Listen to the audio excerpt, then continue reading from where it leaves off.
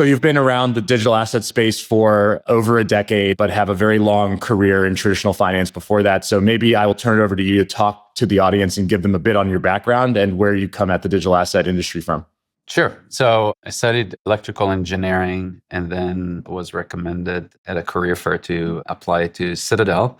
I was very fortunate to start my career there. They had a program that took people from a technical background and taught them finance. So I started effectively as a quant at Citadel. And from there, I moved to DRW Trading, where I did ETF market making, and was also very lucky to get the opportunity to start DRW Ventures. That got started the same year that Cumberland got started, which is around 2012. DRW Ventures is really just looking at investments on everything that is related to DRW's core business. And DRW's core business is for the most part trading. And then when Cumberland got created, it was also trading crypto.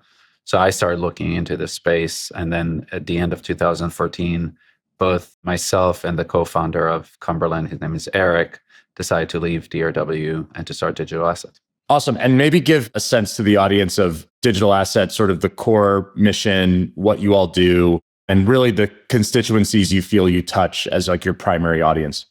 There is no primary audience, I would say, for us, as much as when we build Canton or start thinking about Canton, our view is that you need to always build for, the most restrictive, the most risk-averse, the most stringent client, which are usually institutional clients, mainly because if you can do it for them, you can do it for everyone else. And I think that if you start the other way around and you try to then retrofit your offerings to large institutional players, you're going to run into challenges, and we can talk about them later. So for the most part, most of the clients that we have worked with early days are large-scale regulated institutions. I would say that today, people that are using Canton are also retail and other types of offerings. But again, I believe that most of the value can be proved or will be proved by large institutional players doing significant amount of on-chain finance.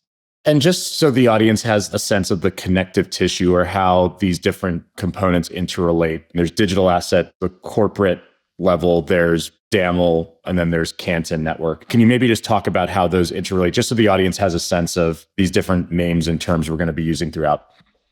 Sure.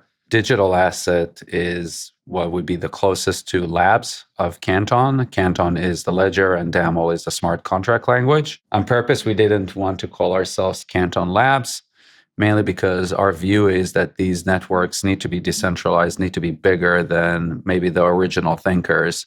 And we just want to be market participant, an ecosystem participant, and not be viewed and be able to prove it as kind of like the puppetmaster behind a chain. And I think that that's an important component.